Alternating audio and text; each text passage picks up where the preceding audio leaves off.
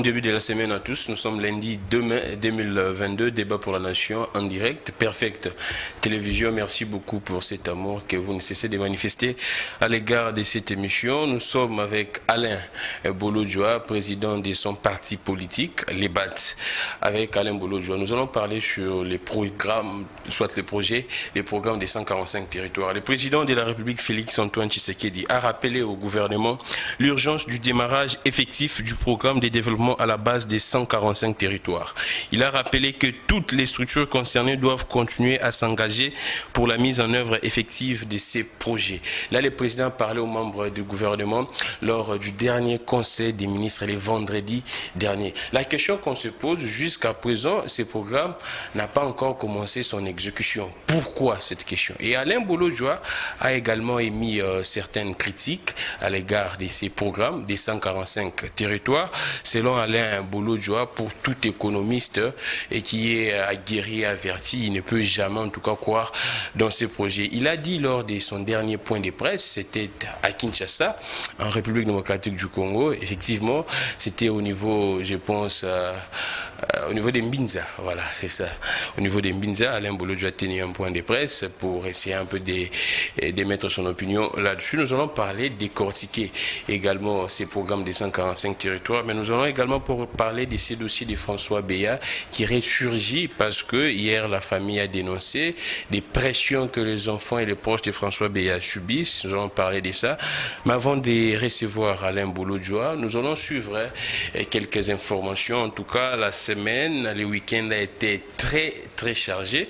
Nous allons commencer par M. Aaron Mukula qui est d'ensemble. Aaron Mukula au niveau d'Engaba, Aaron a fait un meeting d'adhésion populaire en tout cas au niveau d'Engaba. C'était tout feu, tout flamme, beaucoup d'adhésion. Nous allons suivre cet extrait que nous propose la rédaction des Perfect Télévision, les vrais journaux dans son temps. Nous suivons à ces images et puis nous allons revenir juste après. Nous sommes ensemble dans toute la bassine. Selon Malik Nanga, Basenga Kina, écoute de Rabananga, 1 million. 1 million d'euros. Et pas congolais. Ok. Allez-y, combien?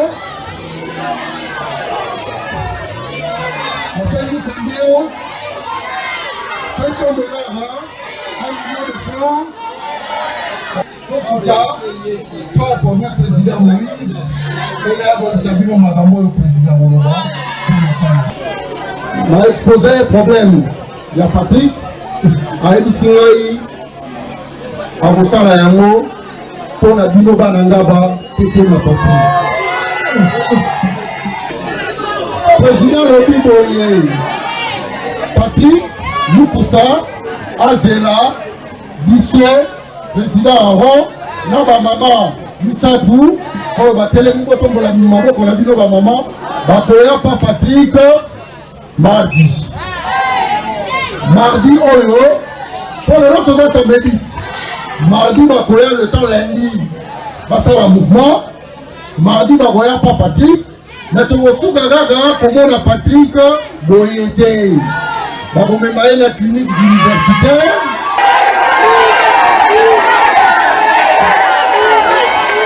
Le moment que le président Gatumbi engagement à vie à Rolande Lango.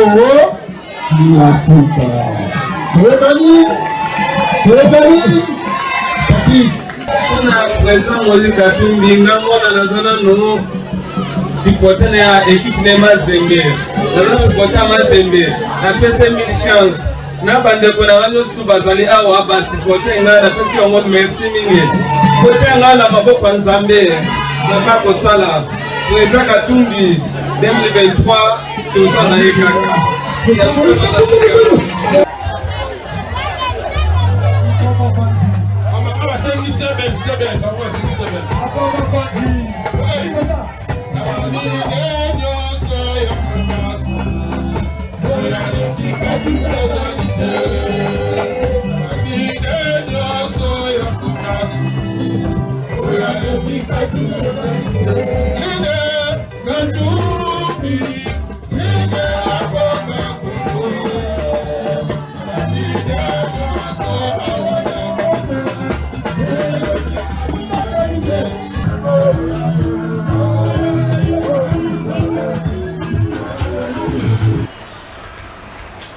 meeting d'adhésion au niveau des Ngaba, du RAC, Rassemblement des Katumbistes, avec le coordonnateur Aaron Mukula. Vous avez vu l'image de ces jeunes, il s'appelle Patrick Lukusa. Moi, j'étais là présent au meeting. Ces messieurs, ces jeunes souffrent depuis très longtemps de cette malformation, si je pourrais dire comme ça. Je ne sais pas si c'est quoi. On a appelé Moïse Katumbi en direct. Moïse Katumbi a dit qu'il prend en charge ces jeunes. Et dès ce mardi, Patrick Lukusa sera au niveau des cliniques universitaires pour les premiers soins et voir si possible et s'il pourrait être envoyé à l'extérieur du pays pour des soins appropriés. C'était là l'information concernant Aaron Mukula. Mais également, il y a Patrick Makanga, était hier au niveau des Tchangou, Massina, les amis de Patrick Makanga. Patrick Makanga a envoyé un message fort contre les tribalismes. Nous suivons cette image. Patrick Makanga de l'AFDC de Bati Lukebo. Nous suivons cette image. Ça n'a rien à voir en tout cas avec la pré-campagne. C'est juste pour essayer un peu de parler avec la population, savoir qu'est-ce qui ne va pas, étant natif de ces coins. Les papas et les mamans ont accueilli Patrick Makanga comme un digne fils de ces coins. Nous suivons ces images avec la régie. Nous allons revenir juste après. Donc pour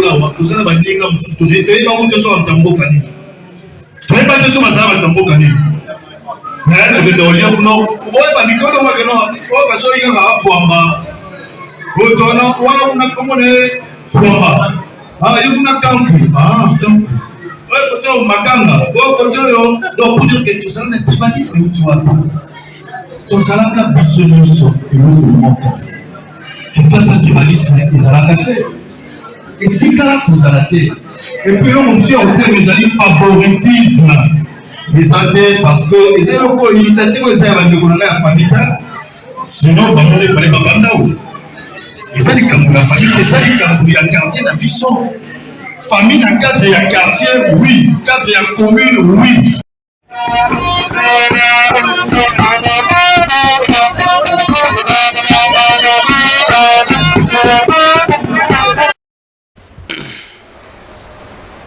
Patrick Makanga avec les amis de Patrick Makanga au niveau des Tchangou. Merci beaucoup. Nous recevons Alain Bolodjoa. En tout cas, il y a beaucoup d'activités pour ce week-end. Il y a également Chiswakala. Nous allons voir ça à la fin de l'émission.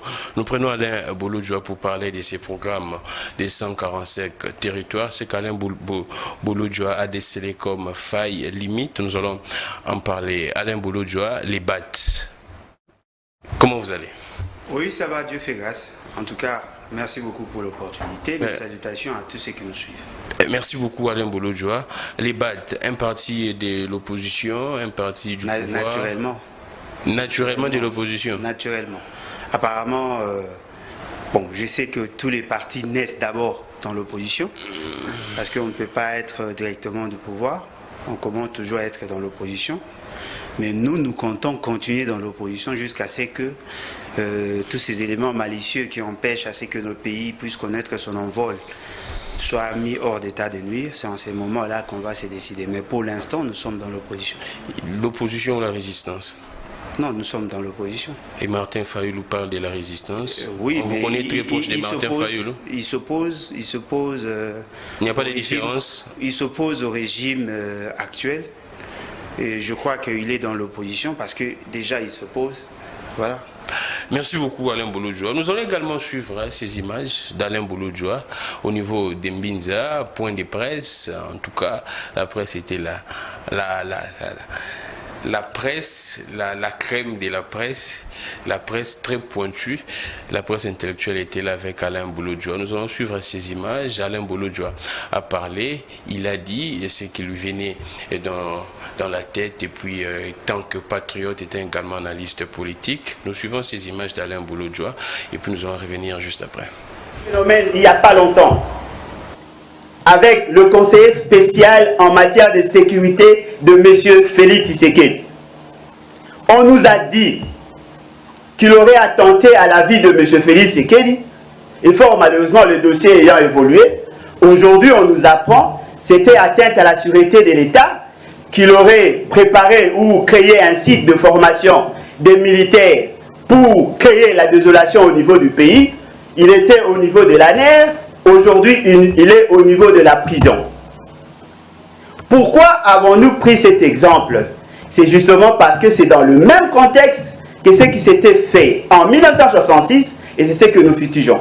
Comment peut-on expliquer? Vous arrêtez un conseiller spécial sur des questions sécuritaires de la personne du président de la République, c'est-à-dire la plaque tournante de service de renseignement, le chef du Conseil national de sécurité, pour un dossier assez précis. Fort malheureusement, on change le dossier et au moment où nous parlons, il y a une dame, colonel Lily, qui est aujourd'hui en prison, justement parce que dans le site où elle a l'influence, parce qu'elle est chargée de tout Mongafula, dans ce site-là, on a trouvé un sous-siat dans la concession de la femme de M. François Béa. Devons-nous prendre au sérieux cette réalité? Ne pouvons-nous pas réfléchir sur les velléités? Avec les temps, on saura qu'effectivement, il y a un problème, un dessous des cartes. Vous apprendrez par la suite que c'est la renaissance de neutraliser tous les techniciens au niveau des institutions, justement pour fragiliser nos institutions. Et je pense qu'il est temps que nous puissions déjà en parler.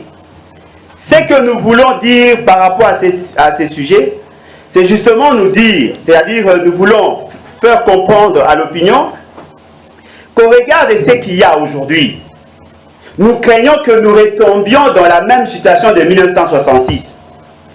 On a accusé Kimba, Bamba, Mahamba, Nani des tentatives de coup d'État. Ils ont été pendus.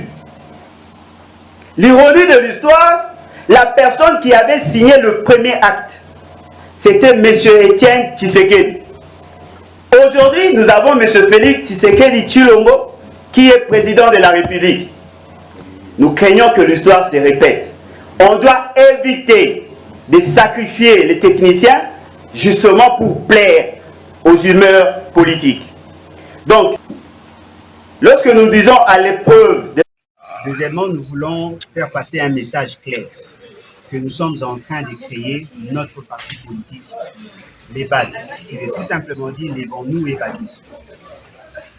Deuxième élément, nous avons décrit ou fait le décryptage de la situation socio-économique en mettant en évidence le facteur bloquant de notre développement, justement parce que déjà vers les années 60, nous avons connu un blocage qui était basé essentiellement sur la conservation des intérêts des individus au détriment de la nation. Nous avons démontré que le papa Kassavou, papa Lumumba étaient effectivement des héros, des gens qui se sont battus pour que nous accédions à l'indépendance. Mais Lumumba n'était pas les seuls à avoir été tués pendant cette période. Il y avait 9 autres membres de son parti qui assumaient des fonctions au niveau de l'État et ils ont été tués justement parce qu'on voulait préserver la dérive dictatoriale qui s'installe. Nous avons connu l'assassinat de 4 autres personnalités politiques en 1961. On a tué Kimba, Bamba, Mahamba et Anani et fort malheureusement, les gens n'en parlent pas. Et pourtant, c'était une sorte de déviance sociétale justement parce que nous n'avons pas su protéger les valeurs pour lesquelles nous devons nous battre. Et cela a créé un dysfonctionnement systémique qui nous a conduit à la paupérisation de la population. Et donc, il faut d'abord cerner ces réalités pour envisager faire une projection. Nous avons dit qu'effectivement, il y a eu une nette évolution en termes de texte, en termes de la fonctionnalité de l'État. Fort malheureusement, il y a eu encore une autre déviation avec l'avènement de ceux qui prétendent être au pouvoir, avec une mauvaise gouvernance, une gouvernance politique. Qu'est-ce que nous avons constaté? Nous avons constaté que d'abord, sur le plan stabilité de la société, le même fait pour lesquels les gens ont été tués vers les années 61 et 66, nous le constatons aujourd'hui. Nous ne disons pas que M. François Béa est innocent, mais nous exigeons à ce qu'il soit bien jugé. Voilà pourquoi nous interpellons l'instance habilitée à les juger au regard de la présentation des faits, de le faire sans injonction politique.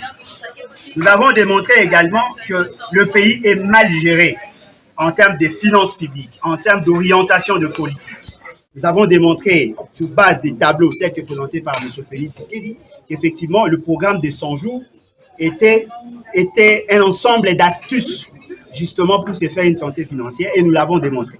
Nous avons démontré également que le fameux programme des 145 territoires était aussi une stratégie, pour ne pas dire stratagème, justement pour s'enrichir, parce que sur le... C'était là Alain Bouloudjoa avec la presse au niveau d'Mbinza. Je pense il y a une semaine ou 2 semaines. 2 semaines déjà. Merci beaucoup Alain Bouloudjoa. Vous avez vu les images. Alain Bouloudjoa, la première des questions que je vous pose et la question également qui se pose en tout cas dans plusieurs officines politiques, qui est derrière Alain Bouloudjoa? Là c'est la première question. Non, mais pourquoi s'intéresse-t-il à savoir qui sont derrière moi? Moi, je ne me pose pas la question qui est derrière M. Félix Tshisekedi ou qui est derrière M. Kabila. On s'est dit, Alain Bouloudjoa dans l'opposition, comment il pourra avoir l'argent de faire cette conférence de presse? Alain Bouloudjoa, un parti politique. C'est pourquoi on dit qui est derrière Alain Bouloudjoa. Non, mais attendez, là, vous risquez d'accuser Étienne Tshisekedi. Qui a fait 37 ans dans l'opposition. Pourquoi on ne lui a pas posé cette question-là? Mais lui, quand même, était dans le pouvoir pendant Mobutu. Non, mais effectivement, il était au pouvoir. Et il a su économiser, non? Il a économisé où? Quelle est cette banque qui a enregistré les entrées de M. Étienne Tshisekedi? Et vous voudriez dire quoi? Non, mais je voudrais dire que le parti s'organise et se finance grâce aux cotisations. Grâce aux cotisations? Et bien évidemment, nous sommes le seul parti qui a commencé avec plus de 12 000 membres. Il y a des gens qui cotisent chaque mois. Chaque mois. Il y a même de ceux qui prennent en charge même ma coiffure. Voyez-vous, ce n'est pas à eux de nous poser ce genre de questions parce que ça apparaît par moments bête. Ah, d'accord. Parce que nous savons qu'il y a des gens que nous soutiennent, et d'autres que nous connaissons, d'autres aussi que nous ne connaissons pas. Il y a des gens qui me prennent même en cours de route à bord de leur véhicule, justement parce qu'ils soutiennent notre combat. Je suis un témoignage, j'ai vu ça un jour à la ville ici. Voilà. Il y a des gens qui nous envoient même les unités via nos réseaux, justement parce qu'ils considèrent que notre combat est noble. Je considère pour ma part que je suis un employé du peuple. Et le peuple s'occupe de tout. Quand nous voulons organiser des activités, nous lançons l'appel. Il y a des gens de bonne volonté, il y a nos membres qui cotisent. Et ils doivent prendre leur mal en patience parce que nous allons continuer ainsi. Ils seront surpris de nous voir un jour postuler comme candidat président. Alain Bouloudjoa, là c'est une promesse. Je vous disais dans une émission, je pense que c'était les lundis passés avec Patrick ici. Je vous disais qu'il faut bien être très attentionné dans ce qu'Alain Bouloudjoa fait. Il faut vraiment les tenir à l'œil. Là, je répète la phrase, il faut les tenir à l'œil parce qu'il peut surprendre. Alain Bouloudjoa, nous prenons le programme des 145 territoires. Vous avez énuméré beaucoup de limites selon vous et vous étiez allé même très loin en disant que tout économiste sérieux, averti un peu de gens, ne peut pas croire dans ces programmes des 145 territoires. Là, le président de la République, le vendredi dernier, a interpellé les membres du gouvernement pour dire qu'il faut commencer ces travaux urgemment. Qu'est-ce que vous pourriez déjà dire dans ces messages de Félix Tshisekedi au ministre? Bon, je crois que son message en dit tout. C'est-à-dire? C'est-à-dire que lui-même se rend compte que ces fameux programmes est né avec une déformation congénitale, justement parce qu'il y a plusieurs dispositions, que ce soit de la loi et même de la Constitution, que ce soit de la Constitution que d'autres lois de la République ont été violées de manière intentionnelle. Voyez-vous, la première des questions que l'on doit se poser, ces programmes sortent de quelle institution? Le programme des 145 territoires sort de quelle institution? Sort de quelle institution? Le gouvernement, non? Non, ce n'est pas le gouvernement. C'est M. Félix Tshisekedi qui en est l'initiateur. C'est lui-même qui l'a dit. Là c'est ça, non? Il a préfacé. Non, mais il a préfacé, il dit que c'est son initiative. Sérieux? Non, mais c'est ce que lui a dit. Parce que la meilleure manière de combattre ou de soutenir un programme, c'est d'abord le connaître. Exactement. M. Félix Tshisekedi vous dit que c'est son initiative, c'est son programme à lui. C'est le programme du président de la République. C'est lui qui l'a dit. Et tant que Félix Tshisekedi, bien en tant qu'institution président de la République. Non, mais il le fait en tant que... Bon, il se considère comme président quand il écrit, il a préfacé ces fameux programmes. Il considère pour sa part que c'est ça, en fait, son rôle. Mais lorsque vous interrogez la Constitution, cela ne revient pas à lui en tant qu'institution ou animateur. La vision, c'est pour le président, Alain Bouloudjoa. Le gouvernement ne fait que la matérialiser. Non, non. Il n'y a aucune disposition de la Constitution qui le dit. Apparemment, les gens confondent le contexte. la Constitution n'a pas voulu assez que le pouvoir soit concentré sur la personne du président. Voilà pourquoi il y a eu fractionnement du pouvoir et nous avons voulu assez que le pouvoir exécutif soit bicéphale, que le président de la République ne soit pas le gestionnaire au quotidien, mais au regard des dispositions de l'article 91, le programme ou le politique publique sont conçus par le gouvernement en collaboration avec le président de la République. Parce qu'on suppose que le gouvernement est l'émanation de la majorité parlementaire. Si aujourd'hui il y a coïncidence que M. Félix Tshisekedi soit en même temps l'autorité dite morale de cette majorité, mais la procédure voudrait assez que le programme soit conçu par le gouvernement, en collaboration avec le président de la République. Et aucune disposition de la Constitution ne donne la latitude au président de la République d'initier des programmes de gouvernance. Parce qu'il faut faire la part de choses entre le politique public et le programme de gouvernance. C'est quoi la différence? Non, la différence c'est que dans le politique public, on va au-delà du programme. Voyez-vous, là nous sommes dans le programme de développement et donc ce sont des compétences du gouvernement central et le gouvernement provincial. Et lorsque vous parcourez la Constitution dans son article 202, 203, 204, il y a des matières exclusives aux provinces. Parce que l'article 202, ça fixe les compétences du gouvernement central. L'article 203, les compétences concurrentes. L'article 240, les compétences exclusives aux provinces. En ce qui concerne les provinces, il y a aussi une séparation nette avec les entités territoriales décentralisées qui ont une certaine autonomie de gestion. Parce que nous avons opté pour le régionalisme constitutionnel dans le maître mot et la décentralisation. Ce qui veut dire que déjà là, il y a usurpation des compétences. M. Félix Tshisekedi a outrepassé ses compétences. M. Félix Tshisekedi a violé intentionnellement la Constitution. Madame Bolodjo, avant de passer, si le président de la République a une initiative, soit un projet, un programme, il doit faire quoi? Non, il ne peut pas avoir des programmes. S'il a des intentions... S'il a une idée... S'il a une idée, il amène au niveau du Conseil des ministres, il débat au niveau du Conseil des ministres, qui n'est pas à confondre avec le Conseil du gouvernement.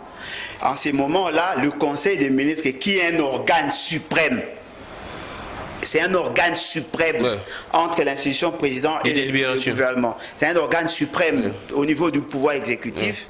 C'est en ces moments-là que le gouvernement, le Conseil des ministres endosse la responsabilité et on donne au gouvernement pour exécution. Mais c'est ce qui s'est passé ici. Non, ce n'est pas ce qui a été fait. C'est son initiative, c'est lui qui l'a dit.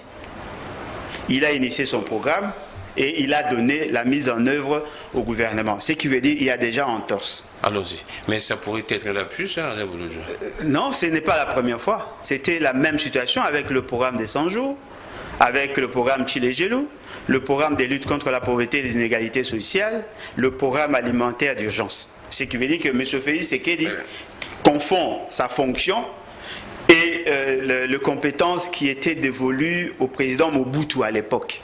Nous avons changé des régimes et donc nous n'avons pas à subir le même dictat. Allons-y, là c'est la première faute. Non, mais effectivement, parce qu'il n'a pas compétence. Deuxièmement, comme nous l'avons dit, il y a séparation, il y a fractionnement de compétences. Il y a des matières qui relèvent de la compétence des entités régionalisées qui sont les provinces. Allons-y. En lisant l'article 204, le programme en matière de l'agriculture relève de la compétence de province. Il y a deux lois qui sous-tendent cette thèse.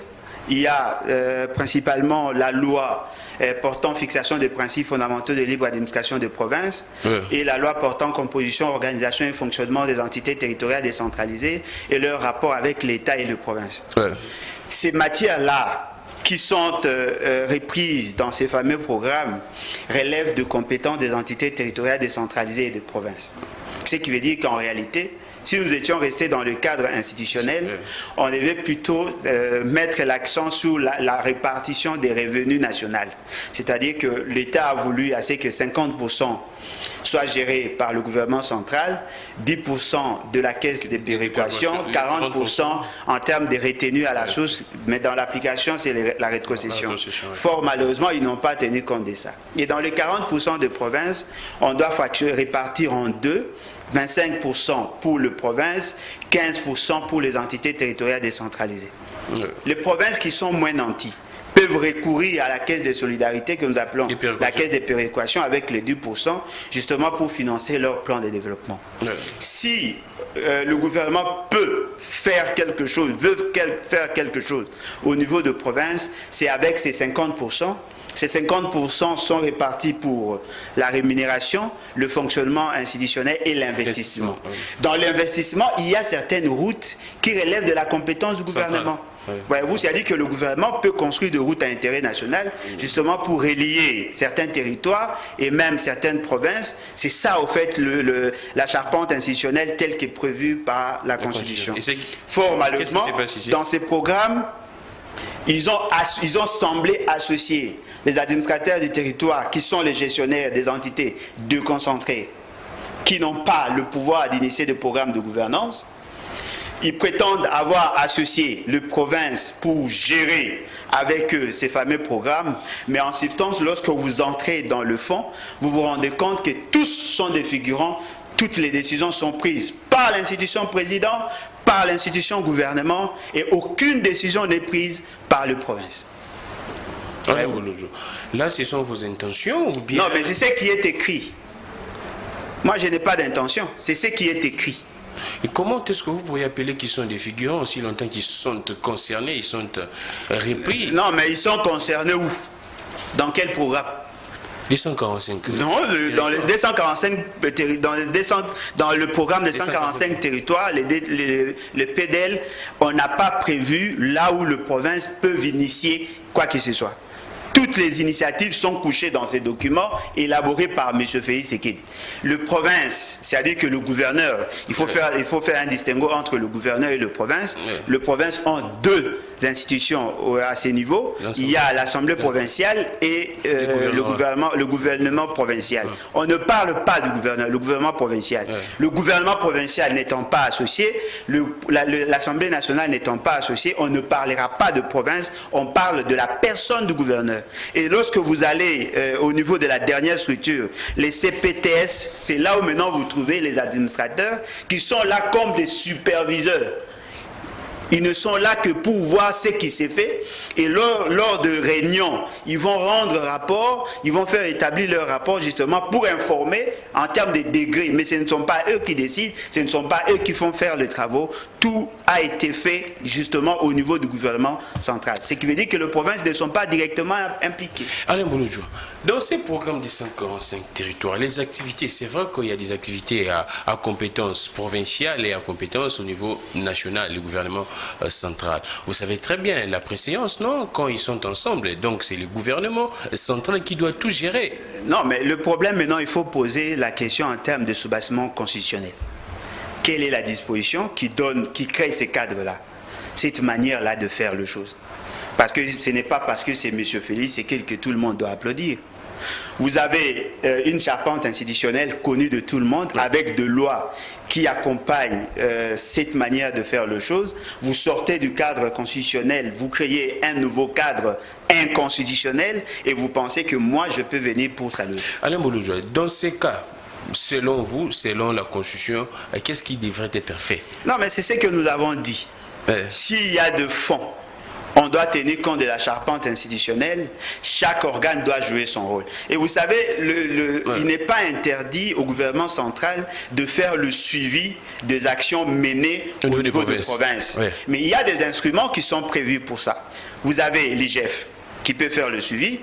Vous avez la direction des audits et des gestions au niveau des finances, le ministère des Finances qui peut faire la chose. Vous avez la Cour de comptes qui peut faire, et vous avez même le Sénat qui peut aussi intervenir dans une certaine mesure, parce que le Sénat c'est la représentation de province. C'est ça la philosophie constitutionnelle.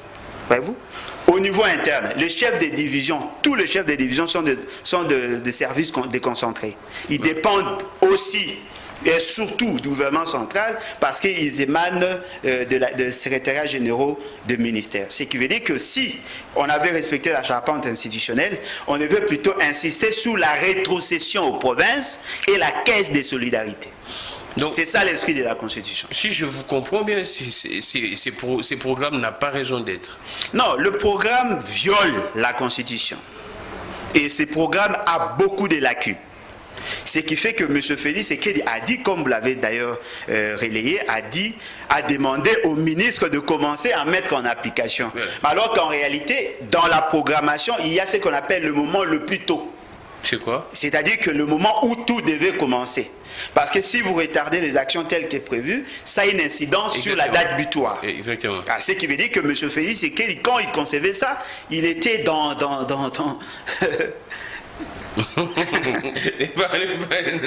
n'est pas plus loin, Léon Bolojo. Alors, la troisième faille, c'est quoi?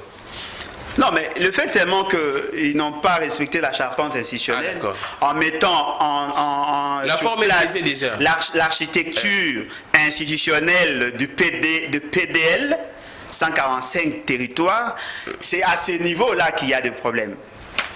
Un autre problème, c'est par rapport à la fixation des objectifs. Allons-y. Ce ne sont pas les provinces, sur base des éléments de province que ce programme a été conçu. C'est juste des fantasmes de ceux qui vivent à Kinshasa. Ils se disent, non, voilà, dans nos provinces, nous avons des problèmes d'école, des problèmes des hôpitaux. Si on construit les écoles, on construit les hôpitaux, et qu'on essaie de résoudre le problème de routes dessertes agricoles, cela va nécessairement booster le développement.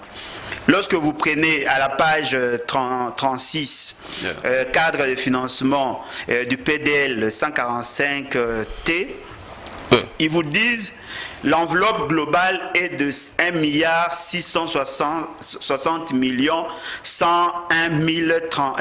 312 $. Ça représente pratiquement les 100% de toute l'enveloppe. Et ils ont réparti ça en rubriques. Il y a d'abord l'infrastructure socio-économique de base, 1 668 636 205. C'est-à-dire que l'essentiel de ce qu'eux considèrent comme investissement, ça ira en termes d'infrastructure. Et vous prenez deuxième rubrique, économie rurale et chaîne de valeur, 290 millions $. Vous prenez renforcement des capacités locales, 4 940 000 $. Les systèmes géoréférencés pour le suivi, évaluation, 5 540 000 $. Vous prenez total de composantes 1, 2, 3, 4, ça fait 1 469 116 205 $. Exécution et gestion fiduciaire et coordination, 1 117 529 296 $. Coordination et suivi, évaluation et communication, 14 691 162 $. Frais des agences d'exécution, on va les citer ici, 102 838 134 $. Imprévu, généralement 5%, 73 455 810 $. Total global, 1 666 millions et de poussière. Ce qui veut dire quoi? Vous trouvez que l'enveloppe destinée pour la prise en charge du personnel qui est chargé de mettre en œuvre ces fameux programmes avoisine pratiquement le 12%. De 12%. Et alors les 88? Non, mais les 88, c'est ce qu'eux ont prévu pour les actions. Parce que nous avons 145 territoires. Pour chacun des territoires, ils ont prévu 10 millions. 10 millions, ça nous fait 1 450 millions $. Mais ceux qui vont travailler dans ces fameux programmes ont droit à une enveloppe, de gérer une enveloppe. En sus des imprévus, ils ont 210 millions $, que eux vont gérer, que personne ne saura retracer le fonds. Alors que si nous étions dans le cadre institutionnel, si toutes les provinces, et d'ailleurs tous les territoires n'ont pas la même réalité, l'idée devrait être celle de résoudre le problème des déséquilibres en termes de disparités d'investissement. C'est-à-dire qu'on devait plutôt mettre l'accent sur les provinces moins nanties pour leur permettre d'avoir un certain niveau de relance. C'était ça, ça devait être ça. Ça devait être ça l'idée, et fort malheureusement, dans leur approche, ils considèrent tous les territoires comme au même niveau, au même diapason, alors qu'il y a des disparités en termes d'investissement. Ce qui veut dire qu'ils ne vont pas résoudre le problème de départ, justement parce que leur souci n'est pas de résoudre le problème de la population, mais plutôt de gérer cette enveloppe. C'est ça leur souci. C'est ça l'intention. Comment voulez-vous, M. Félix Sekei, qui est déjà excessivement payé, puisse se retrouver dans cette enveloppe-là? C'est ça la question que j'aimerais vous poser. Si on parle en termes, c'est le gouvernement qui va piloter ces programmes. Comment expliquer que ces mêmes membres du gouvernement qui sont rémunérés par l'État, qui puissent encore avoir une enveloppe? Non, mais l'enveloppe là, c'est à titre de prime. C'est ça la stratégie, c'est-à-dire qu'ils veulent voiler, vous flouer, vous voiler la réalité. Il y a 5 niveaux en termes d'exécution de leur programme. Vous avez le pilotage politique. C'est-à-dire que M. Félix Sekedi recrute le gouverneur et il crée un cadre, le président de la République et le gouverneur, qui ont le pilotage politique. Il y a le pilotage stratégique où vous prenez le Premier ministre et certains ministres sectoriels qui eux aussi interviennent dans une certaine mesure. Vous avez la coordination opérationnelle qui est constituée du ministre du plan, le ministre sectoriel. À ces niveaux-là, eux agissent à ces degrés-là. Vous avez le comité technique CT, secrétariat technique, où eux ont choisi ce qu'eux considèrent comme des techniciens qui vont intervenir à ces niveaux. Et vous avez le comité provincial et territorial de suivi. C'est là où maintenant on a placé les administrateurs du territoire. Ils n'ont aucun pouvoir. Aucun. Ce qui veut dire que ce ne sont pas les administrateurs du territoire qui participent au fait dans l'impulsion de ce qui s'est fait. Tout se fait au niveau du gouvernement central. La passation de marché, tout ce qui va se faire, c'est au niveau du gouvernement central, sur la supervision du gouvernement central. Et les provinces, les territoires n'auront qu'à voir comment l'argent sera, comment les matériaux vont arriver, comment ils vont commencer. Ils vont peut-être participer dans le choix des sites et c'est limite là. Madame Bonoudjoua, il y a une crainte en tout cas dans ces régimes. Nous avions vu les 100 jours, on a vu zéro trou, Chili, ainsi de suite. Il y a eu, en tout cas, on parle des détournements. C'est pourquoi les gouvernements centraux, ou soit les régimes, par prudence, il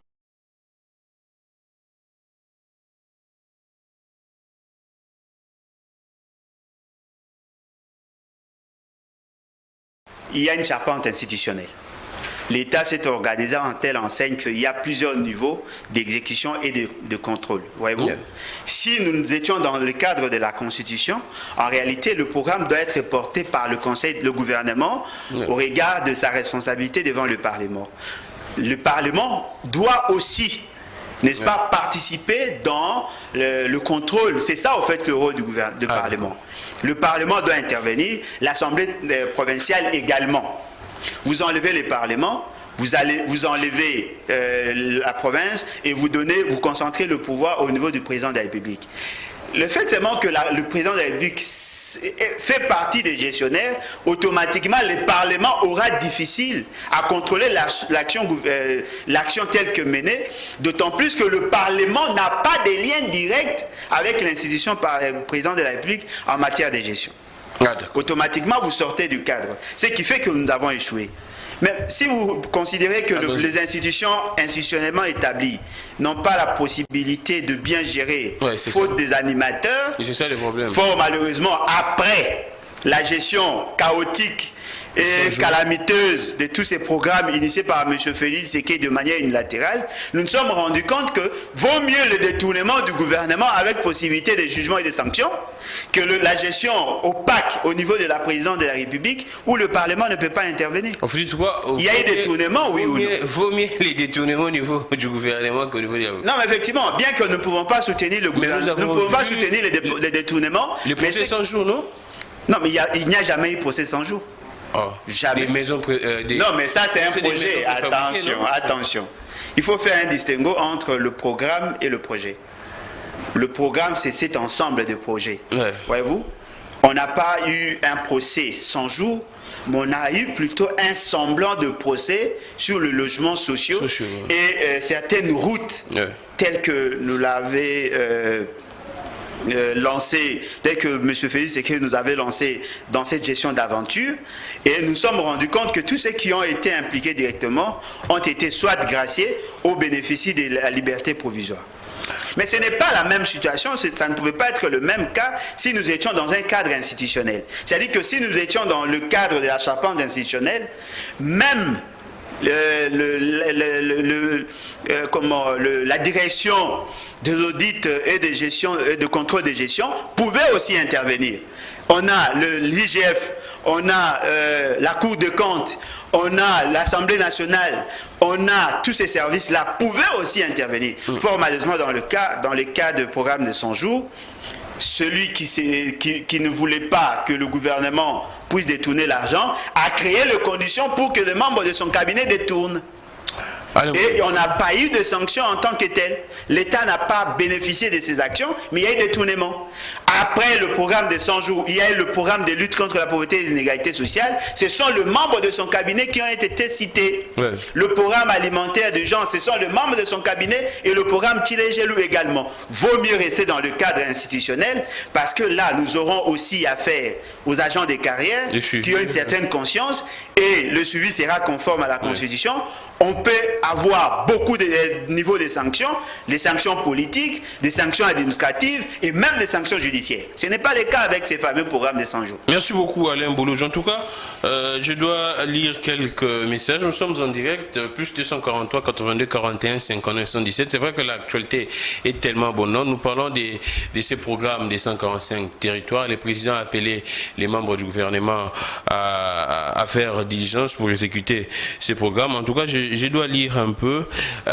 Alain Bolojo, dites-nous où est-ce on est avec les rétrocessions des provinces. Là, c'est la première des questions. Alain Bolojo, la caisse de péréquation est gérée comment? Alain Bolojo, l'opposition de la France protège les pouvoirs après la guerre électorale pour l'avantage de leur pays. Pourquoi l'opposition de la RDC est les pouvoirs au lieu de les protéger pour le développement du pays? Vous répondez? Non, la dernière question, je crois que la personne la mieux indiquée devait être Étienne Tshisekedi. Fort malheureusement, il n'est pas là. Parce qu'on le présente comme le père de la lutte ou du combat de l'opposition, bien que c'est faux. Mais ce qui est vrai, Félix Tshisekedi a déjà soutenu quel président? Parce qu'il a commencé la politique dans l'opposition, d'après ce qu'on vous présente. Il a déjà soutenu quel président? Lorsque Mobutu construisait le stade des Martyrs, l'UDPS s'y est opposé. Mais Étienne Tshisekedi a été les obsèques qui ont été organisées dans le même stade. Ouais. La différence, c'est qu'en France, il y a un pouvoir conscient, une opposition consciente. Fort malheureusement, pendant des années, on a eu une opposition inconsciente avec un pouvoir des pacotilles. Et voilà pourquoi l'opposition s'est méconduite. Mais nous, au moins, nous amenons le débat technique en lieu et place de s'attaquer, de s'acharner, comme eux l'ont fait. Nous, au moins, nous faisons une opposition intellectuelle, contrairement au banditisme que nous avons connu pendant des années. Vous savez pourquoi la question, Alain Bolojo? Les programmes 145 territoires, quand le peuple a entendu ces programmes, le peuple était content et pour dire que non, tiens, là désormais, je ne suis pas le peuple. Mais vous, ici, vous venez pour détruire pratiquement le programme. Non, mais je ne suis pas le peuple, moi je suis un technicien. C'est pourquoi on est écrit ici, vous combattez tout. Non, mais attendez, lorsque je combattais le programme 100 jours, il y avait des gens qui applaudissaient. Où en sommes-nous? Dites-moi, parmi tous ceux que j'ai eu à critiquer dans cette gouvernance, qui peut me donner tort aujourd'hui? Les problèmes sont au niveau du programme ou bien des animateurs. C'est ça, les monologues. Attendez, nous sommes résolus de vivre selon la Constitution. Oui. Tout ce qui s'est fait en dehors de la Constitution s'est fait contre nous. C'est ça le principe.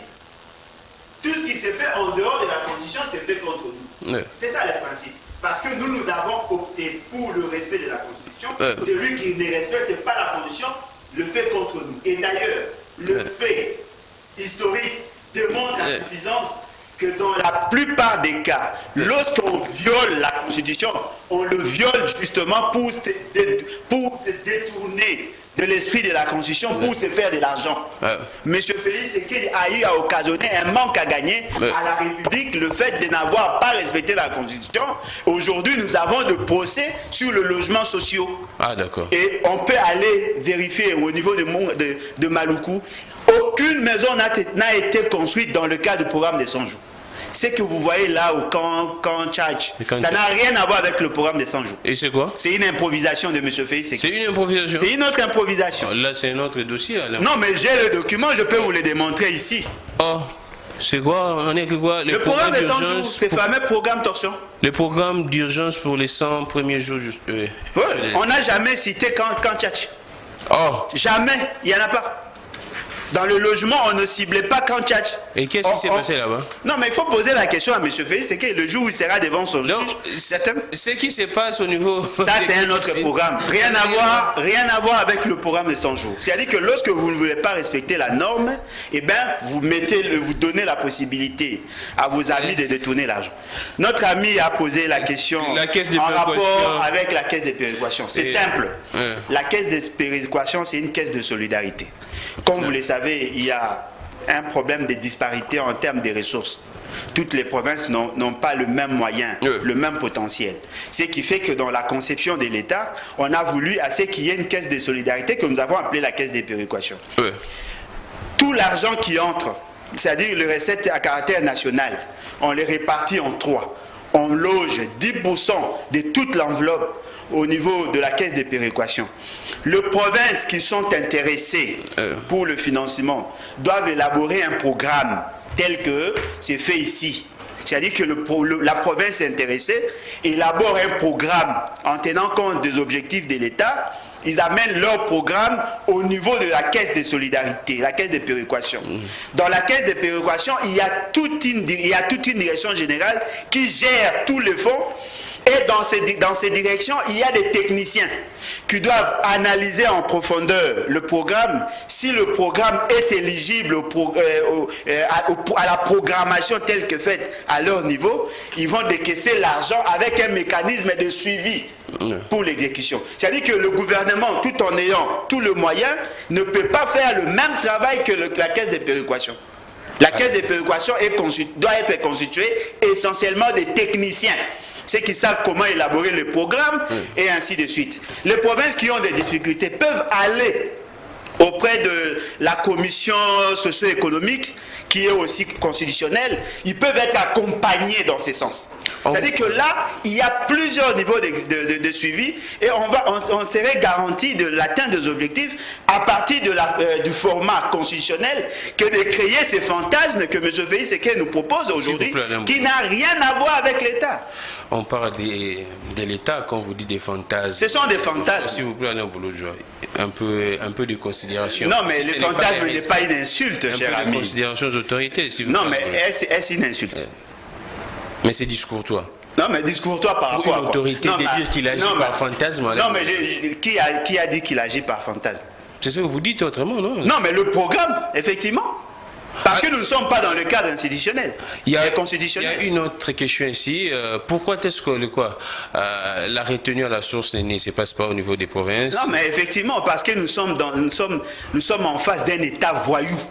Un État qui ne respecte pas. Non, mais attendez, mais apparemment vous voulez me donner votre vocabulaire. C'est un État voyou. Non, mais attendez, qu'est-ce que vous entendez par voyou? Comment peut-on expliquer? Vous êtes résolu de vivre conformément à des dispositions, c'est-à-dire les dispositions de la Constitution. On vous dit, les provinces ont droit à 40%. C'est passé par référendum. Cela veut dire que c'est la volonté cristallisée de la population. Personne n'a le droit de violer ce que le peuple... Alain Bolodjo, vous savez très bien que la pratique a toujours un certain écart avec la théorie, Alain Bolodjo. Non, mais posez-vous alors la question. Qu'est-ce qu'ils font de reste? Si les provinces ne bénéficient pas de 40%, qui en bénéficie? C'est aussi une question. On dit qu'il n'y a pas de forte mobilisation des recettes au niveau des provinces également. Non, oh, mais attendez. Ouais. L'État congolais a pu mobiliser au-delà des assignations. Ne me dites pas que nous n'avons pas le moyen. N'est-ce pas qu'on vous chante ici chaque jour qu'Alinguet a pu boucher le coulage. Aujourd'hui, nous avons pu mobiliser au niveau central ou bien dans non, mais attendez. Ouais. Le gouvernement central qui va prendre l'argent au niveau des provinces et les ramener ici. Et on vous dit, voilà, au regard de ce que vous avez pu mobiliser, rétrocédez. Si vous ne le faites pas, vous êtes des délinquants. Alors, et sur le plan financier, vous pouvez peut-être mesurer la portée, mais sur le plan fonctionnalité des provinces, vous ne pouvez pas mesurer la conséquence. Si aujourd'hui le gouvernement provincial sont déstabilisés, c'est justement parce qu'ils n'ont pas de moyens. Si aujourd'hui vous vous rendez compte qu'il y a l'exode, c'est justement parce qu'on n'a pas investi dans des provinces. Pourquoi ne pas respecter la constitution et les lois de la République? Je salue affectueusement M. Alain Bolodjoa et surtout pour ses analyses sérieuses. De telles têtes ne sont pas appréciées par les médiocres et incompétents. Bonne émission, Grammic. Puisque le projet illusoire des 145 territoires est actuellement critiqué et vidé de ses substances, le régime actuel est poussé par la panique de les mettre en exécution malgré, avec précipitation comme d'habitude. J'ai craint. Alors, il y a beaucoup de messages. Je dois comprendre. Mon évolu, Alain Bolodjoa. Bonjour, Grammic, je soutiens et j'aime le combat d'Alain. Est-ce que tu peux lui demander son numéro pour nous donner? Là, ça sera la fin de l'émission. Mais le numéro d'Alain est également connu. Alain Bolodjoa, à ce stade, avant de passer dans des sujets d'actualité, qu'est-ce qu'on doit faire? Le Parlement doit interpeller les gouvernements. Qu'est-ce qui pourrait se passer pour sauver la République? Parce que tout le monde craint les détournements. Non, mais cher ami, le décor est déjà planté pour qu'il y ait des détournements. C'est ce que j'ai tente de vous dire. Et qu'est-ce qu'on doit faire à ce stade? Non, mais qui doit faire quoi? Le Parlement doit interpeller. Non, mais pourquoi attendez-vous le Parlement de lors qu'il n'est même pas impliqué dans ces programmes? Mais il y a le gouvernement. Non, mais le gouvernement vous dira qu'il y a M. Félix, c'est la décision de M. Félix Sekedi. C'est la même manière qu'ils ont géré le RAM, c'est la même manière. Vous invitez le ministre et le ministre vous dit oui, mais c'est géré au niveau de la présidence. Le fait seulement que la Constitution n'a pas prévu un mécanisme pour interpeller le président de la République, vous allez vous rendre compte qu'il y a détournement et fort malheureusement, lui ne sera jamais inquiété. Si nous devons faire quelque chose, c'est plutôt amener la population à se prendre en charge. Parce que vous ne pouvez pas compter... Non, mais à se prendre en charge. C'est-à-dire? C'est-à-dire se prendre en charge. C'est prendre en charge, c'est-à-dire... Non, mais c'est-à-dire c'est prendre en charge. La population vous suit, elle a besoin... Non, mais effectivement, la population doit se prendre en charge. C'est connu, non? Si vous voulez ressusciter Laurent Désiré Kabila, il y a encore des vidéos. C'est-à-dire que moi, je considère pour ma part que le fait seulement que les gens ont la culture de soutenir même les dérives des gestions de M. Félix Sekedi, fort malheureusement, cela va heurter notre volonté de vivre ensemble. Ce n'est pas normal. Ce n'est pas normal. Vous avez une constitution, vous avez une charpente institutionnelle et on vient vous présenter un programme qui va à l'encontre. Pour séduire le faible d'esprit, M. Félix Sekedi vous a présenté les députés provinciaux qui seraient venus justement pour s'approprier du programme. Il est strictement... Un séminaire de 2 jours. Non, mais un séminaire de 2 jours qui ne va rien apporter. Il est strictement interdit, au regard de notre constitution, de réduire les compétences des institutions provinciales. Strictement interdit. Interdit en termes d'action et même interdit en termes de révision de certaines dispositions. Strictement interdit. Mais on a réduit les compétences de province. Personne n'en parle. On vous dit non, voilà, le gouvernement va agir au nom de la déconcentration. Il n'a pas voulu associer les secteurs, justement parce que ce sont des entités décentralisées. Il a voulu associer les administrateurs du territoire qui sont le prolongement du pouvoir central. Et voilà pourquoi ils vont agir. Mais les matières dont vous faites allusion là reviennent aux provinces. Alain Bolodjoa, il y a une autre question. Alain Bolodjoa, vous êtes intellectuel et très intelligent. Qu'est-ce que vous proposez aux autorités pour le bien-être et l'émergence de ces pays? Quand vous parlez de vos autorités, vous faites allusion à qui? S'il vous plaît, Alain Bolodjoa. Non, mais le quand pays vous parlez dirigé quand même, non? Non, le pays n'est pas dirigé. Non, il y a des gens qui assument des fonctions. Mais soyons sérieux, cher ami. Oui. Qu'est-ce que vous pourriez proposer aux gens qui assument les fonctions? Ah, voilà. Démissionner pour incompétence. Nous devons, s'il vous plaît, nous devons apprendre à être sérieux. Nous avons des référentiels de gouvernance. Lorsque je suis arrivé, j'ai vu, vous avez arrangé votre plateau. Je ne vous ai posé aucune question. Lorsque le régisseur a commencé à préparer ces images, je n'ai pas réagi. Vous savez pourquoi? Parce que c'est ça la norme. Chacun doit jouer sa partition. Chacun doit jouer sa partition. Ce n'est pas à vous de préciser quand est-ce qu'on doit vous prendre ou on doit me prendre moi. Vous tournez votre émission. Exactement. Il y a l'autre qui fait son travail. Et à la fin, la sommation des actions posées, par chacun, ça donne l'harmonie de l'émission. Alors, lorsque vous avez un journaliste qui dit au régisseur, non, il faut prendre à l'air, ne me prends pas, automatiquement ça crée la cacophonie. C'est ça, M. Félix Tshisekedi de sa gouvernance. Il ne veut pas respecter le pacte social que nous appelons la Constitution. Il y a le fractionnement de compétences. Chaque organe doit jouer pleinement son rôle. Si vous voulez soutenir les provinces, restez dans le cadre constitutionnel. C'est tout. Madame Boloja, est-ce pas le fait que nous sommes dans un moment très crucial? Les présidents constatent que Azikali a 2 ans, n'a 1 année, n'a quelques mois. C'est tellement très urgent, il faut faire quand même quelque chose. Mes chers amis. Et comme on dit, les saluts du peuple, en tout cas, prédominent sur la loi. Non, mais effectivement, comme vous aussi, si vous vous rendez compte que l'émission tend à sa fin, il vous reste 5 minutes, vous pouvez me poser 3 questions du coup. Vous n'allez pas demander au régisseur de changer son programme parce que vous êtes pressé. C'est ça. Ce qui est simple à faire, que M. Félix Tshisekedi reste dans le cadre institutionnel. C'est simple. Mais si, mais pourquoi les collaborateurs ne comprennent pas? Non, mais est-ce que la Constitution parle de ses collaborateurs? Mais il doit travailler avec des collaborateurs. Non, mais effectivement, nous le savons. D'ailleurs, ils sont excessivement payés pour ne rien faire. Dites-moi, si M. Félix Tshisekedi renflouer les caisses de la caisse de péréquation, donner 40% aux provinces avec un mécanisme de suivi, pensez-vous qu'il n'y aura pas d'action? Ne me dites pas que tous ces députés sont des voleurs. Ne me dites pas que tous les Congolais sont des voleurs. Les seuls 5 qui nous restent, c'est M. Félix Tshisekedi. Lorsqu'on détournait l'argent de 100 jours, M. Félix Tshisekedi était vivant. Il était là. La justice, il était là. Non, mais quelle justice? Une justice orientée. Si nous étions dans s'il y avait effectivement une justice, la première personne qui devait être arrêtée, c'est la personne qui a conçu le programme, qui a présenté le programme, qui a transféré le pouvoir d'agir, qui a évalué et qui était satisfait. C'est M. Félix Tshisekedi. Pourquoi lui n'est pas arrêté? S'il vous plaît, Alain Bolojo. Non, et vous pensez qu'on ne peut pas l'arrêter? Qui vous a dit qu'on ne peut pas arrêter un président de la République ici au Congo?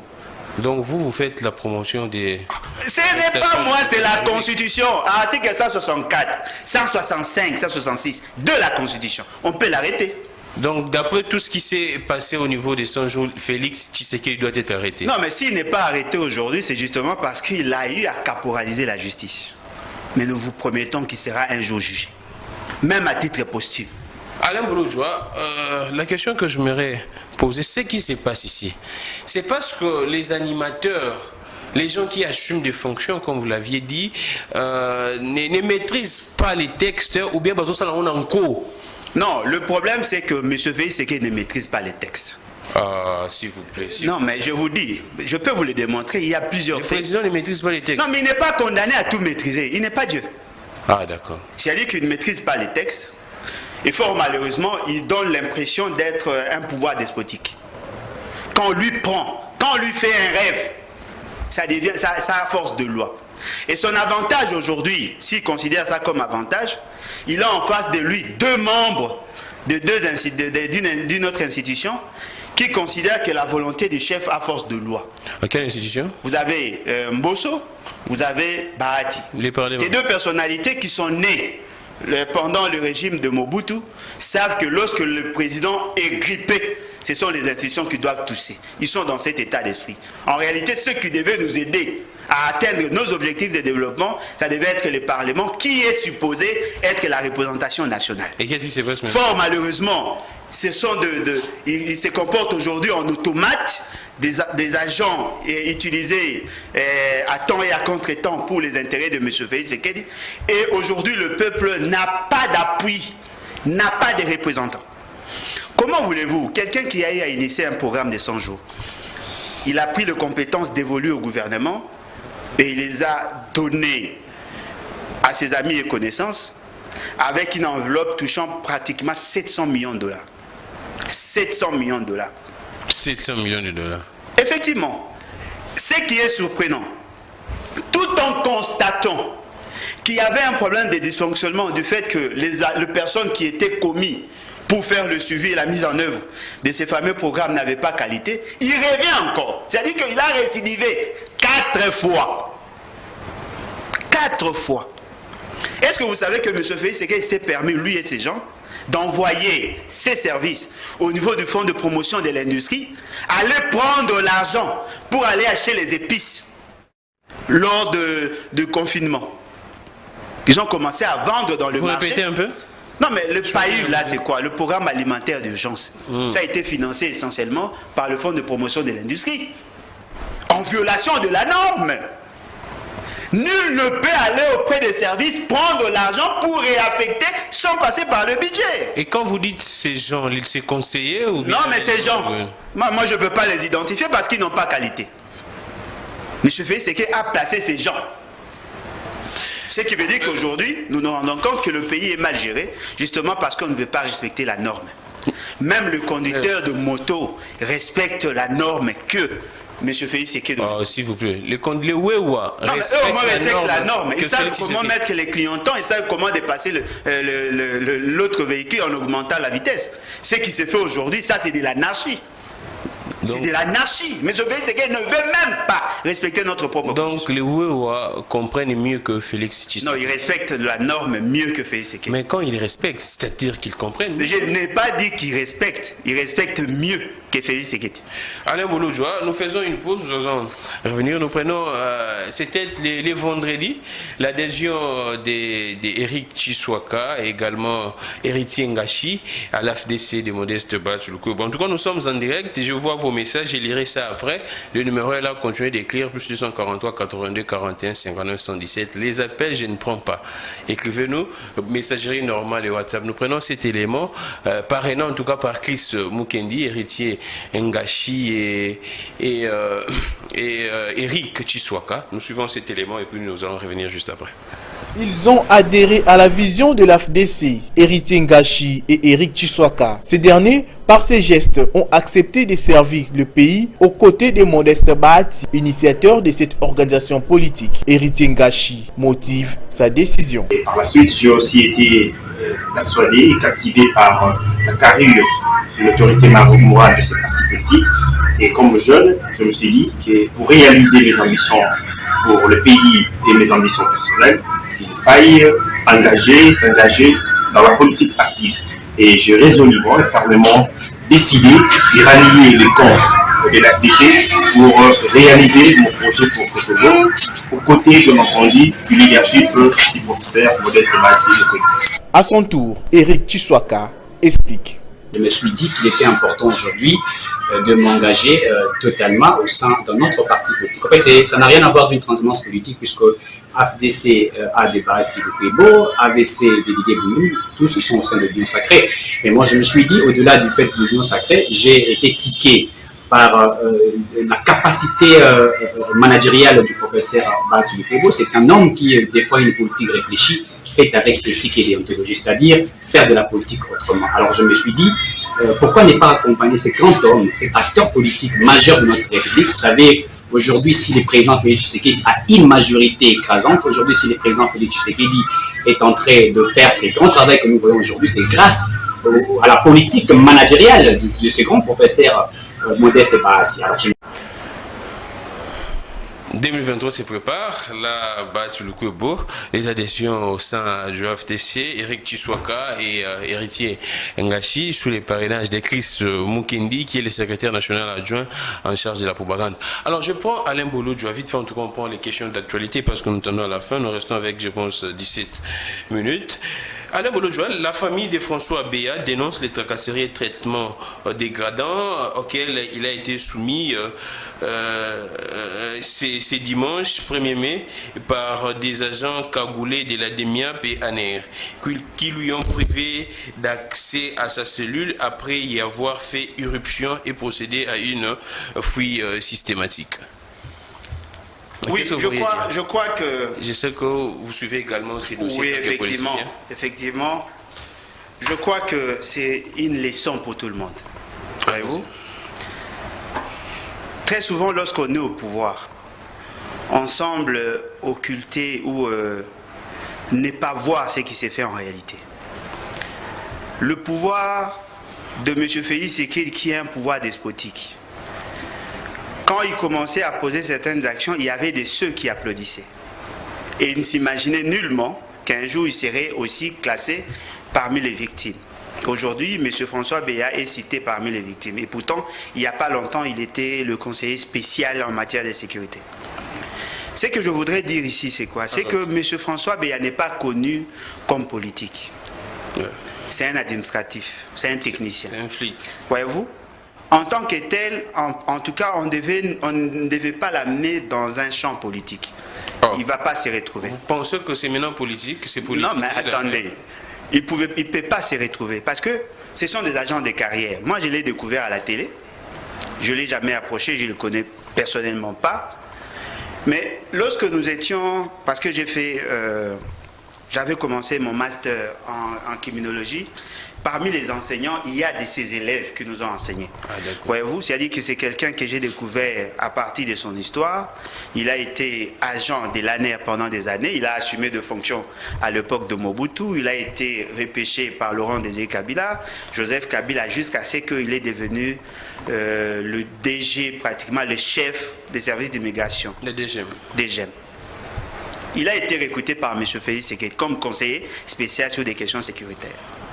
Ce qui veut dire qu'il a beaucoup d'informations.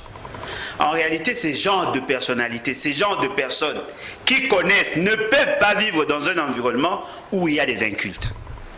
Ils ne peuvent pas vivre dans un environnement où il y a des incultes. Non, mais effectivement. Et qui sont ces incultes? Non, mais ceux qui ne connaissent pas comment l'appareil sécuritaire fonctionne. Qui sont ces incultes? Non, mais ils sont nombreux. Ne me demandez pas de commencer à citer des noms. Ou dans la présidence? Non, mais ne me demandez pas de citer des noms. C'est-à-dire que là, déjà, il y avait beaucoup de problèmes. Par moment, qu'est-ce qui s'est fait? Il peut avoir une information qui donne à son chef et fort malheureusement, cette information est contredite par un autre agent d'un autre service. Ça peut créer des étincelles. Aujourd'hui, nous savons tous que M. François Béa a été d'abord arrêté sous prétexte qu'il a tenté, il voulait attenter à la vie de M. Félix Tshisekedi. La sûreté?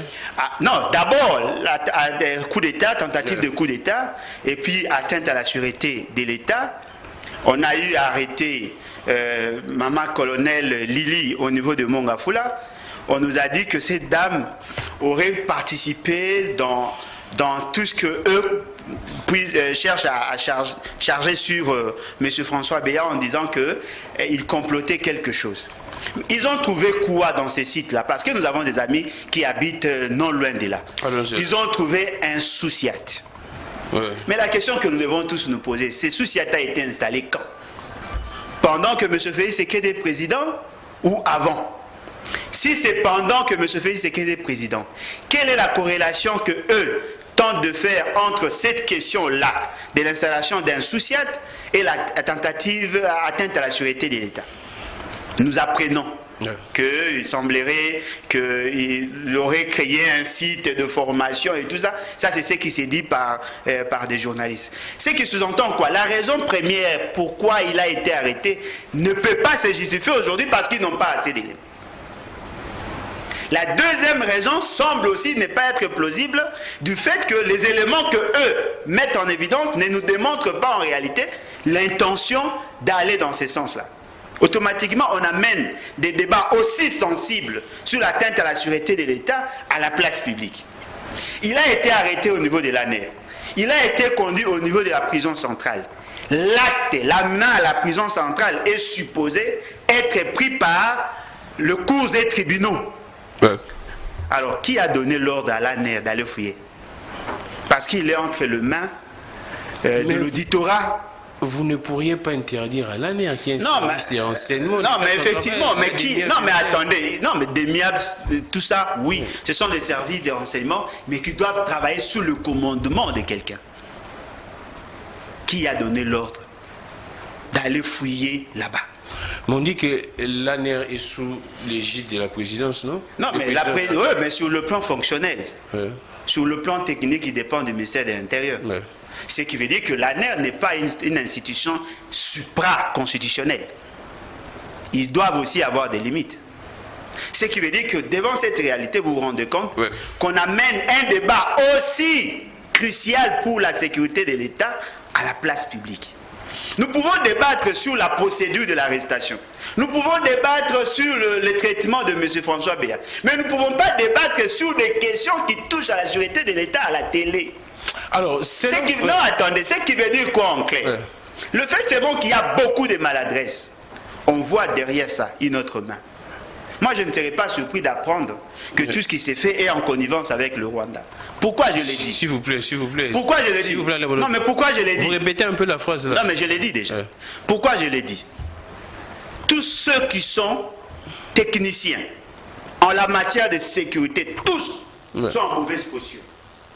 Qui nous dit que ce n'est pas une stratégie pour nous fragiliser? Pourquoi ne pas laisser la justice faire son travail?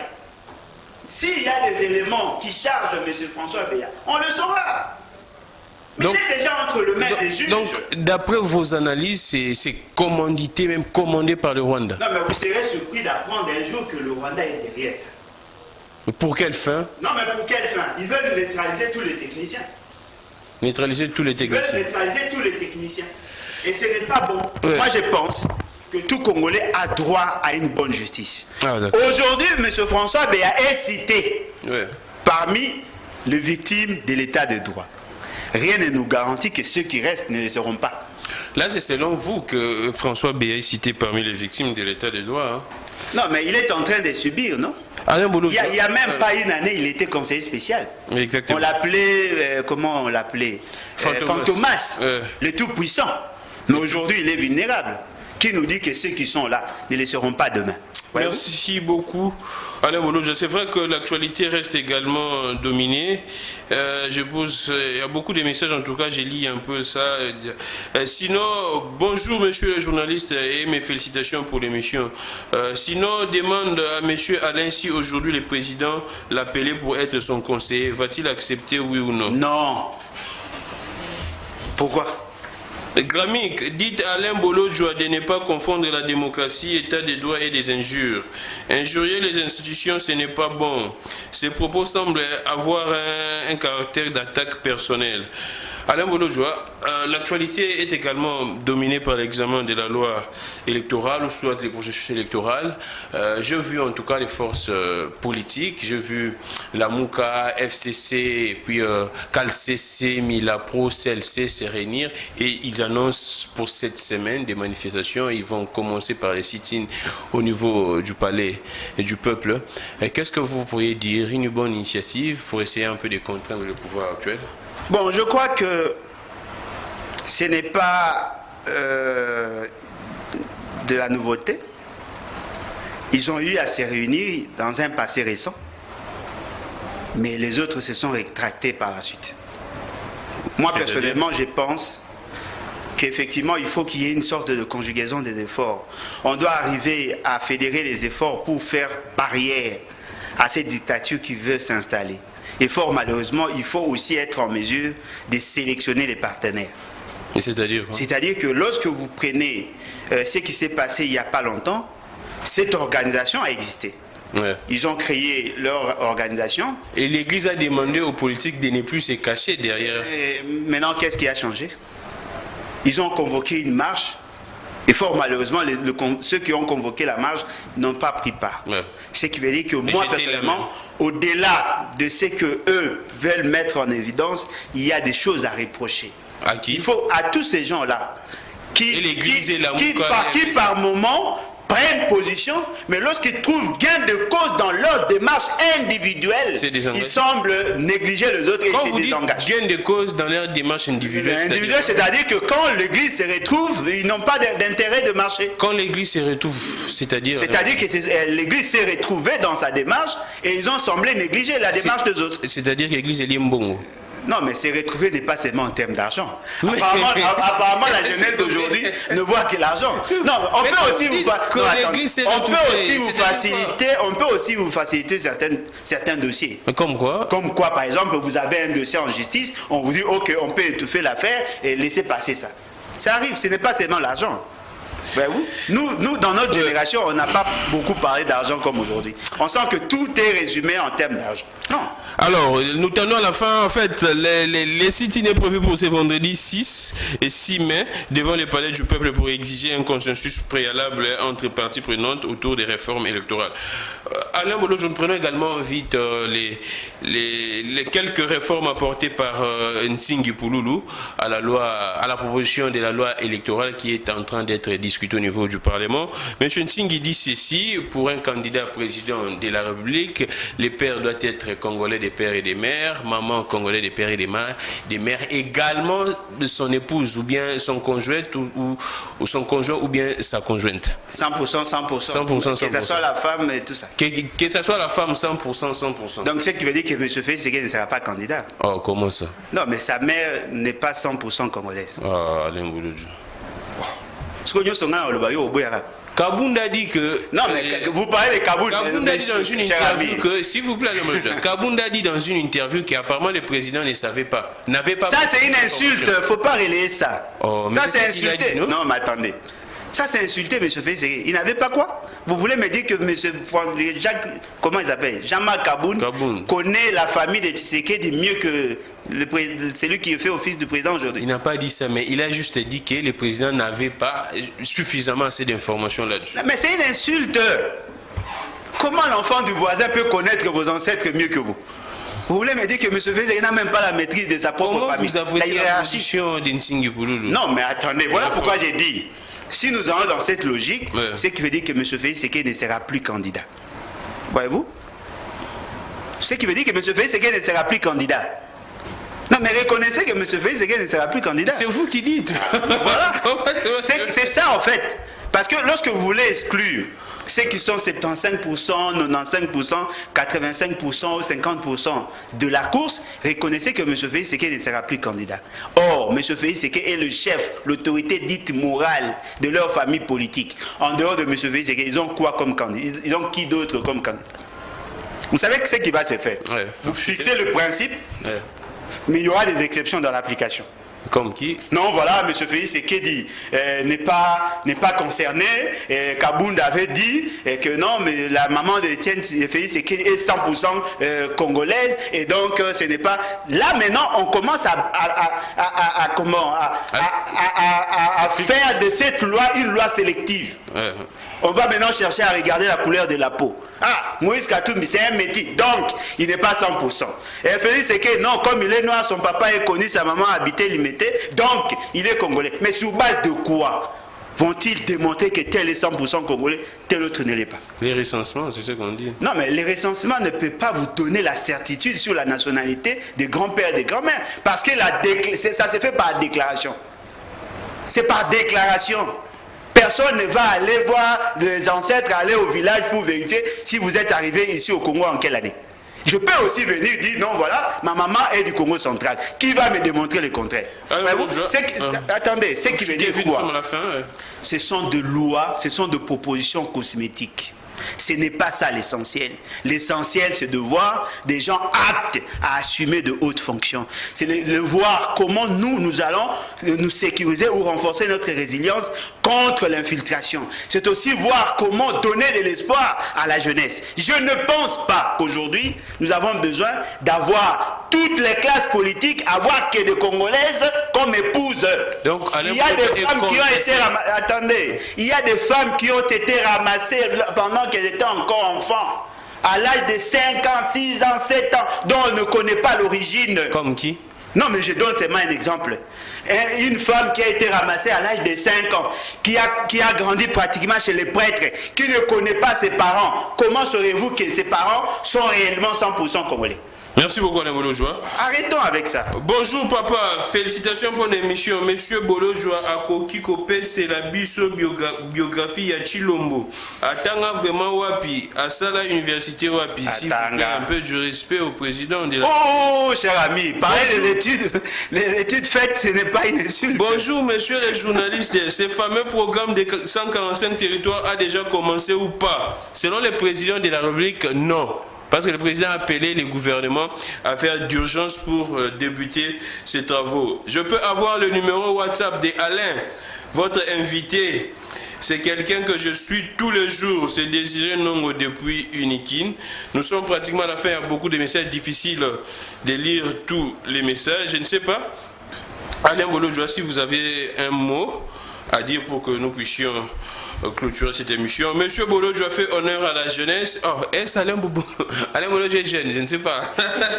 Monsieur Bolojoa fait honneur à la jeunesse et il n'injure personne, mais c'est sa vérité qui fait mal à ceux qui se sentent concernés. Je ne sais pas, un dernier mot, Alain Bolojoa. Oui, je donne d'abord mon numéro avant de conclure.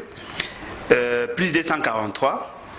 81 250 28 51. 81 250 28 51. Ça, c'est mon principal. Je ne suis pas comme les autres qui vous donnent des numéros qu'eux-mêmes ne décrochent pas. C'est ça mon numéro. Cher ami, dans les critériums pour être président, il faut avoir un background. Il faut mettre aussi l'étude faite. Vous savez que la Cour constitutionnelle a eu beaucoup de difficultés de présenter M. Félix Tshisekedi. Ce n'est pas bon. Là, la Cour constitutionnelle a dit Félix Antoine Tshisekedi Tshilombo, né en telle date. Lors de la prestation de serment. Et de marié, père de 5 enfants. Ce n'est pas bon. Il faut stimuler la jeunesse. En disant quoi? En disant études faites. Il a fait ses études dans telle école, il a eu son diplôme dans telle université. C'est aussi une manière de stimuler les enfants pour aimer étudier. Nous ne disons pas que M. Félix Tshisekedi n'a pas fait l'université, mais nous disons qu'il faut que ça soit parmi les critères. Les présidents étudiés ou Alain Bologia, c'était la question. Non, mais M. Félix Tshisekedi a dit qu'il aurait étudié à l'ICC. Il a fait marketing communication. C'est ce que lui a dit.